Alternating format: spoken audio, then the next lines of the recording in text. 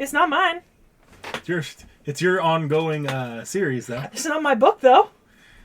I don't know how we typically format these intros. There is no typical format for these intros. What are we doing with this? Our best. At least I am. So this week we read Garden of Avalon, the novel that came with like the special edition of the original Unlimited Bladeworks Blu-ray, I believe. We read the English translation available in the Beast Slayer, which does include some extra bits that they added on, so it's not technically fully faithful, but it includes everything from the original novel and then some other shit. Mm-hmm. So yeah, Seki, what did you? I guess. Well, actually, I'll say. This is not a typical one narrative novel. It's almost more like a collection of vignettes. Yeah. Told from the perspective of, I believe it's been a second, but various Knights of the Round Table, including Merlin. Yeah. Which is fine. Only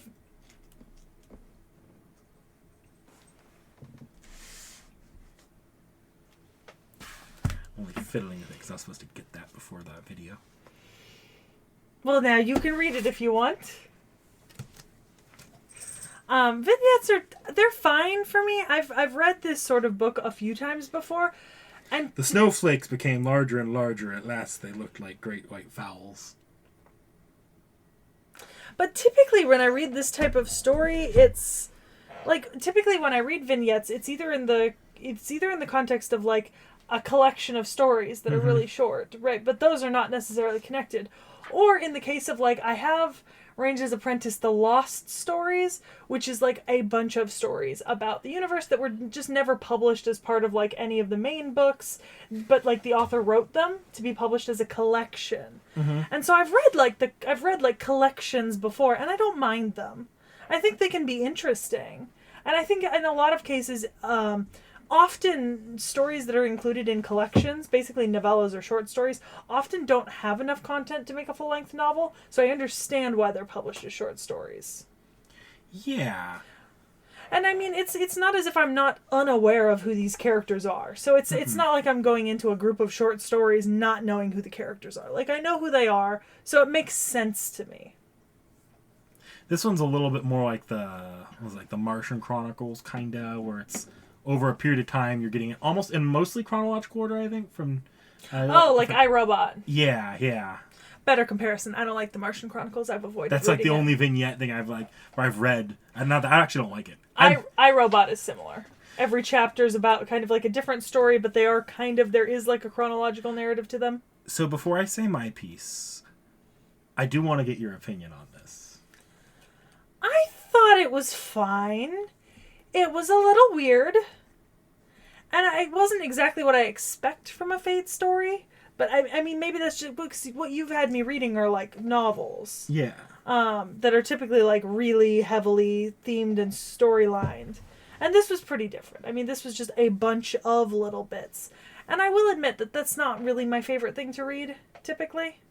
So, I'm happy I read it after doing the roundtable video, though. That makes sense. So, for me, I'm going to surprise you. I don't like this. So, I brought up the Martian Chronicles. I fucking hated reading the Martian Chronicles. So, I hate the Martian Chronicles, too. But I love iRobot. I never read that one. Well, so for me, it's less the type of story that I hate or like. It's more that, depending on how it's written and what's inside of it, I can still like it. It just almost has to work harder, for me to like it. Because I hated Martian Chronicles. I just don't like it. But I love iRobot. And they're very similar, but I think iRobot is just better. Like, better written. I think in this case, I just don't like this storytelling format, at all. You don't like vignettes? No, I really don't. Have you never read, anthologies? I've read anthologies. I don't mind, a collection of short stories. This is still trying to tell, one thing with the coherent, it's supposed to be, this characterization of Artoria from different people's perspectives. Yeah. I get it, but it also feels kind of roundabout to me. I can understand that. You know what it kind of feels like? It kind of feels like one of those cutaway moments in an 80s teen movie where you're talking about a certain character and then all of a sudden they cut away to first person camera interviews with 7 other characters being I I like her. She's great. She It's does like a this for me. documentary, like a mockumentary. Yeah, but I hate her. She's totally the worst. Like, whatever. I just feel like, and maybe this is an expectations thing. When I was originally like looking into this, I looked into it because in the general Fate discourse, there was a lot of people like, this book, along with the original visual novel, really lay out Artoria's character. And I read this after reading her route in the visual novel. Mm-hmm. I didn't feel like it actually expanded on Artoria's character in any meaningful way for me. Because a lot of it's the same stuff I've heard from other works. Yeah, but I feel like that's, like, for me, it was a lot more unique. But that's because I haven't read so much, like, word for word. Most of my stuff about Artoria I get from you via videos. So for me, it didn't feel so redundant. And maybe part of my problem is that I am also like constantly surfing for characterization or people's translations or like little analyses of certain characters. So a lot of this stuff kind of is already like, oh, I can read that already. I've already read that. Yeah, I think that's definitely probably a little bit of your issue because, like, for you, this isn't necessarily new per se. So I wouldn't fault the book for that. It's just that when you combine that with the way it's paced as a vignette story, it just does not appeal to me in the slightest. I mean, once again, the pacing wasn't the worst for me. I mean, I did just kind of blast through it, so... I'm sure you weren't expecting this to be... No, I was expecting a novel. No, I mean, like how we're, like, just this specific discussion. Like, perspectives. I mean, I don't necessarily know if I expected, like, you to have a particular opinion on this. I mean, I knew it was different once I started reading it, because I was like, this is not like the books we've read so far. But you're typically, out of the two of us, I'm the pickier person when it comes to form and format of written works. Like, I'm typically quite picky, right? Like, and this is most exemplified in my fanfiction choices where, like, I put in so many restrictions and limits and, like, I put in, like, exactly what I want out of, like, fanfiction, like, into the tagging generators and stuff like that. Or when I'm looking for a book, I'll look for certain criteria, and if a book is written in a certain way, I just won't read it because I'm like, I can't do it. I can't do it. I read enough good literature that I'm not willing to suffer bad writing or grammar. I think it's just funny because if you think about it, I'm also the person that tends to be the most anal about pacing. Yeah. With the works we've talked about. Yeah. And you and I have never really had a discussion, even off camera, about like a lot of vignette stories. Outside of you like talking about how good iRobot has been when you were reading it. Yeah, well, because I don't... So, the context in which I read anthologies is typically in the context of a larger series. Like, for example, I've read the anthologies of Mercedes Lackey's Valdemar universe. Like, I've read the anthologies of the Ranger's Apprentice series. I read the anthology book for, another series that I have. It's not, like, I don't necessarily... I read the anthology book for Dragonkin by G.A. Aiken. Like, it's not that I go looking for a bunch of short stories connected. It's that if a series also has a book of anthologies with stories about the characters I know, I'll read it. You know? Mm-hmm. So, like, I don't go searching for short stories or anthologies, because typically I just don't find them very fulfilling. For me, they're only fulfilling when they're either, like iRobot, really well written, or in the context of a franchise or, like, a series that I already know these characters. So this is just additional info about them. And for you, or that's maybe, probably what this was closer to. Yeah, or even in the case of, with the Dragonkin by G.A. Aiken, there's been a few times where, like, the author has published one short story, right, in a book in an anthology book with, like, 5 different authors all publishing one story in this anthology book. I bought the book to read only the Dragonkin the story, and I have not read the other 4 in there. And I'm like, I'm sorry, I'm just not gonna read the other 4. I don't care about them. I don't know the series is. But this one series in it is about, like, a character that I met in another book who didn't have, like, the book was not centered on them, but now there's a story centered on them, so I'm gonna go read it. So it wasn't so bad for me. Yeah. Well, because it you know what it also reminded me of? It reminded me of, so often at the end of, and this is like very much a manhwa thing, like Korean and Chinese manhwa, but often at the end of a series there will be like the final chapters, and then there's like 2 to 4 after stories, which are like 1 to like 6 chapter little like stories. Typically where the character, like, it'll put the characters in a totally different universe or change their dynamic or focus on, like, not the main character, but there'll be, like, little, like, couple chapter stories that kind of change up what's being shown or show you a different version of how the ending could have gone, right? And I'm used to those. So, in some ways, I do have a lot of experience with kind of short stories and anthologies meant to expound a little bit more upon characters. Fair enough, and that's... If I think about it, that's kind of the context this was released in, too, if it was released as a bonus thing for Unlimited Blade Works. Yeah, it feels like an after story. Yeah. Yeah. Yeah, and honestly, I've really enjoyed some of the after stories I've read. So I'm on the whole more receptive to them these days than I was when I was younger. But yeah, no, like Martian Chronicles, no. Like, I still don't like that. So it's not just that I'm receptive to them in general, but I didn't feel that these were too badly written. Then again, I'm going to be honest, and, you know, maybe this is me being a little critical, but I don't really expect high-quality literature out of any of the Fate books we've been reading. Like, they're good, but they're not necessarily, like, works of high literature, sort of, like, incredibly detailed and like, you know, intellectual. I mean, El Malloy, in my opinion, was the best series. Well, I wouldn't qualify El Malloy like that at all. Yeah. There are Fate works I might give that, especially as we get more, like, I think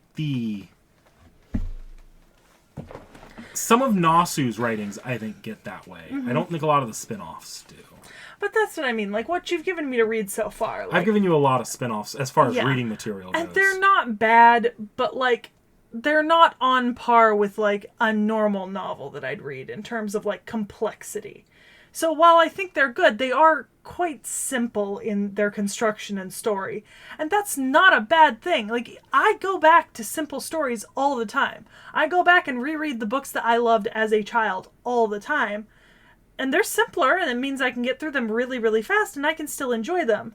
They're just not exactly like a Lord of the Rings or like Sorry about Arthur that, like, Conan Doyle. pause, by the way. I did have to, like, sit there and be like, the Fate fan of me almost, like, went, rah, and I was like, wait, what did I give her to read? Oh, yeah, no, none of that was really, like, high art. That was El Malloy. That was Kogetsu-kan. Yeah, you've never really given me, like, a Sherlock Holmes, you know, or, like, you know... I literally did give you Sherlock Holmes. No, but I mean, like, at the complexity and detail level, you know? Yeah. Like, if these books don't exactly have, like, a lot of moving parts, per se, so... Yeah, a lot of them, they're mostly simple stories here. And that's not a bad thing, you know? Simple gets the job done a lot, but, you know... But, like, I don't have a lot to say on character analysis of Ritsuko or Sherlock from Kogetsu-kan. No. And this is mostly just exposition on Arturia's backstory. Yeah. And, yeah, I see what you're saying, even if, I mean, like... It's not The Witcher. It's not like a full fantasy novel part of a series, or like a full novel, you know, like standalone. Like, I certainly wouldn't put these on, like, the shelves of Barnes & Nobles near, like, V.E. Schwab, The Invisible Life of Addie LaRue, and expect you to think that they were at, like, the same standard. There's also a certain part of it, a lot of what we've read on here has been fan-translated versions, so...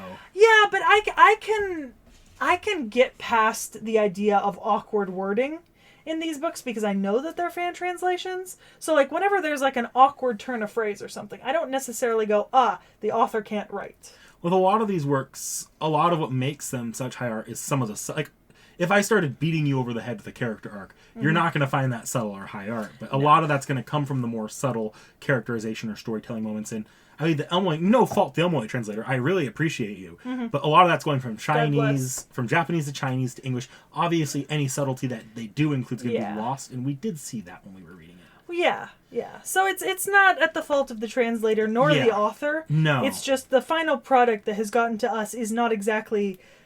complex literature. And in the first place, these are spin-offs of other works. Yeah. And, like, to be honest, you don't have to be reading complex literature to be enjoying yourself in reading. You are just as valid for reading literally a Nancy Drew book as you are for reading a Sherlock Holmes book in any situation, regardless of what the age you are. Read. It doesn't matter what you read, just read. Like, who cares if it's complex or simple? Like, I mean, we're having a discussion on it, which is why we bring up complex and simple, but I do not want that to discourage anyone from reading at any level. Read. Read everything you can. Read all the time. Read constantly. It's incredibly helpful in speech, elocution, pronunciation, vocabulary. I mean, my professors are always extremely happy with my writing. And a lot of that is because I just have a large vocabulary base, you know? Like, I have read so much that I understand better than a lot of kids my age how to read and write, because I have so much experience with reading. So read. Read everything you can. Read the newspaper. Read your cereal box. Read every book you can get your hands on. Who gives a fuck if it's complex or not? I like my Ranger's Apprentice just as much as I like my Lord of the Rings. Okay, at risk of, like, an actual fist fight here, though, because I'm going to have an opinion, I'm sure. Yeah? Are there any, like, manga or light novel series or anime we've talked about on the channel that you would consider, like, higher? Like, more of a complex story? Yeah. Because I'm curious to what your standards would be, like, especially when you're in the Japanese space here. Yeah, well, I mean, I'm just going to take a look at my shelf over here real quick first to kind of... In terms of moving parts complexity and the author knowing when to come back and revisit things... If you say One Piece, I swear to God. Well, okay. I do have to give it up to One Piece, because there is a lot of times where the author will lay down a plot, like, Oda will lay down a plot piece and then return to it in, like, 100 chapters and make it, like, a major thing. Like, there is a lot of, like, complex world development and stuff like that. But the series is also so long that it's not necessarily hard for him to do that. In fact, I would have maybe singled him out as not as complex of a writer if he hadn't done at least that level of world building in over 100 volumes. He has the time and space. He can do it. Now, speaking to maybe shorter stories, I think, so Frieren for me really hits as a little bit more of a, like, Frieren has some more complex themes and a little bit more of a kind of an emotional undertone than a lot of anime and manga that we watch and read. Like, it is at a more, in my opinion, kind of more mature reading level if you're looking to kind of understand all the things running through it. I think that maybe perhaps another one in that vein, I've got maybe two others on the shelf I'd argue for, and I think that they would be Full Metal Alchemist and Boys Over Flowers. And Boys Over Flowers is maybe the odd one out here, but I do genuinely think that it is one of the most kind of involved and in-depth shoujo manga I've ever read. And so and it is, in my opinion, an interesting and in-depth story. And I think that the Full Metal Alchemist is as well. That's another one that you can see a lot in Full Metal Alchemist. I mean, you can really deep dive into the themes, the kind of the what's under everything that the author's talking about. There's a lot going on in that story, you know? And it doesn't necessarily, like, for all that I love Solo Leveling, I would not necessarily call that an overly complex piece of literature. You know what I mean? Mm-hmm. Solo Leveling is a power fantasy. Like, I like it. It's fun, but it's fun because it's wish fulfillment. It's not fun necessarily because it's some complex, super involved story. You know what I mean? Like, do you kind of get the difference that I'm illustrating here? And so, like, I wouldn't necessarily call a lot of the mangas I've read complex, but I also haven't sought out deep and complex manga, and I feel like there's a more chance of you getting that in seinen and josei, first of all, because those are meant for an older audience. But I don't really read seinen or josei. Like, I don't seek it out particularly, and that's, you know, on me. I just don't seek those genres out. I own a lot of shoujo and shonen, and shoujo and shonen are not exactly known for being ultra complex works of art. And it's not even the subtlety that has to be there, but they aren't necessarily the most complex and thought-provoking books. It's typically, don't bully people, do your best, always keep fighting, and that's wonderful. It's not a complex storyline, though. But, I mean, obviously, as you could see, it's not as if I'm only reading complex... Yeah, no, I only ask because I know you have, like, a wide amount on your shelf here, especially. Yeah. There's actually, I think there might be, down on the bottom shelf, we can't see it, but the bottom shelf of my bookcase down here is books that I only have 1 to 4 volumes of, and it's either because they were out of print and I couldn't get any more, or I never managed to get the first volumes, or I can't really find them easily translated, right? Mm-hmm. There's a few things on that shelf that I would consider a little bit more complex. I do not know the exact names, though, because I don't go down there very often.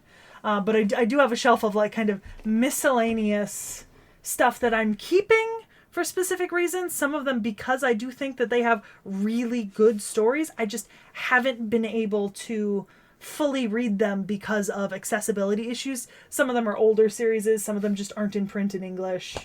It happens. There's a series I really like.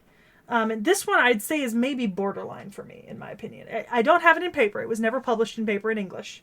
It has been legally translated, though. Not illegally, legally scanned and translated. And it's 1/2 prints. And it's like, I want to say it's like somewhere between 2004 2008 this was coming out. It's somewhat in the vibe of Sword Art Online, but I think that the story has more emotional points and more complexity than Solo Leveling does. And for me, that's kind of like almost a borderline transitional. It's not quite like super complex piece of literature for manga, but it's also not necessarily simple per se. Like, it's got some stuff going on. It's on the way. Okay.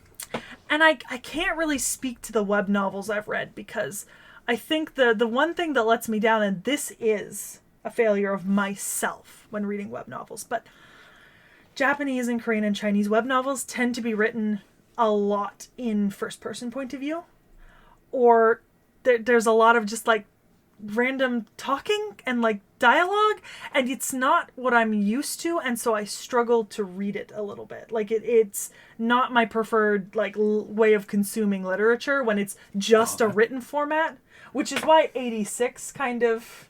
See, I haven't read far into 86. I don't know how the later ones go. Mm-hmm. But like, if I'm going just off Volume 1, I would put Volume 1 there. Because that was written as a standalone, too. Yeah, but I struggle with the sheer amount of first-person narration in there.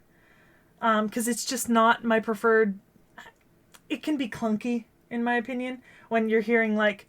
when it just says, like, whose point of view it is, and then it's like, I decided that I was going to go do this. And I'm like, I don't read fan fictions that are written like that, you know? If you don't have paragraph spacing, if you don't have appropriate commas and punctuation, if you're writing in first person, like, those are kind of... See, I actually really like first person writing because I like being able to get into the head of characters. I'm not a huge fan of it. And I know that can make me a little bit biased towards web novels because often those are written a lot in first person, or they switch between first and third person. So... Well, you admit that there's a bit of bias on that one. Yeah. In novels, and in some part that might be swayed by fan fiction where first person's often cheap and it's actually not all that well written. Yeah. Because I have read some web novels. Like, I read the Solo Leveling web novel, easily.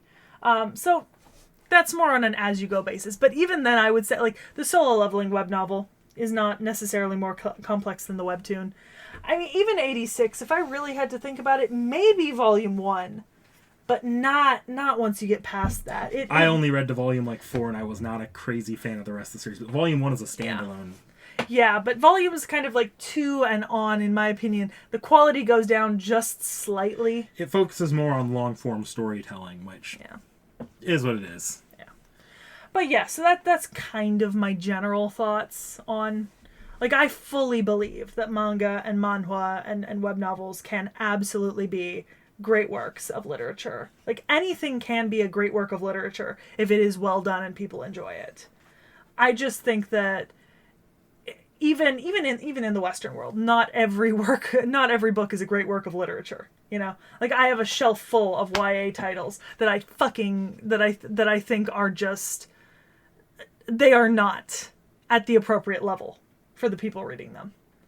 You know, like I'm looking at the way that these books are written and like the themes in them, and I'm going, this is a book written for a 12-year-old in terms of complexity of like grammar and story theming, but you've added in a fade to black sex scene to make it a YA. And that does not make it a more complex or even a good novel. It just makes it a novel for 12-year-olds with sex. And I'm sorry if you like those novels, because read, I don't care, but don't treat them like they are some seminal great work of literature when I have literally read books written for 12-year-olds that have a more complex storyline that is better written. I'm going to jump in and play the defense for Fate fans, because I am part of the analytical side of the Fate community too. I do think that like when you're looking at Fate Stay Night, the original visual novels, it's much easier to see it than the anime. And the Fate Zero, I do think those do have a lot of layers to them. Fate Zero in its theming and Fate Stay Night in its theming, yes, but a lot more so in its characterizations.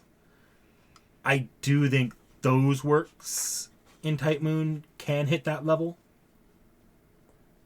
But for anything else, I don't know. I think a lot of them either they're not finished works or they're works that maybe don't have as coherent of a through line. Mm-hmm. And it's not as if I've really read those works, so I can't pass judgment on a work I've never read. You barely remember the Zero anime, and your experience with Stay Night's been very, very segmented and very and not the original visual novel. Yeah. Anyways.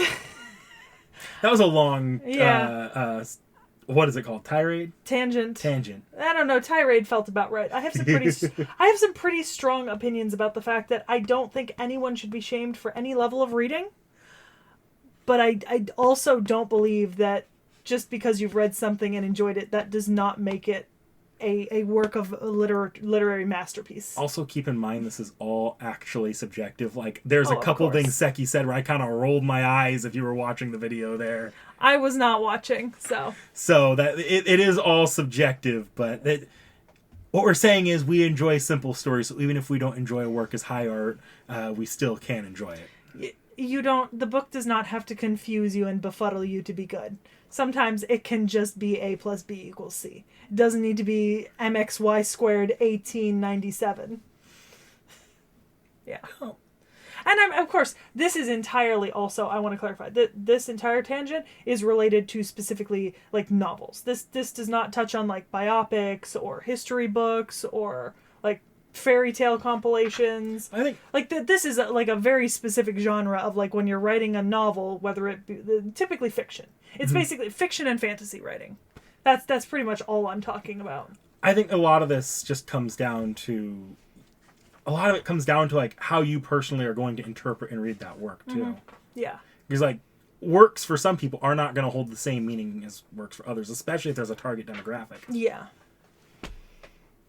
Yeah. And especially if you don't necessarily fit the design of the target demographic. Like, for remember example, you have a good example too. Go ahead. I do. I have a good example here. YA. I am the target demographic for YA. I am a woman.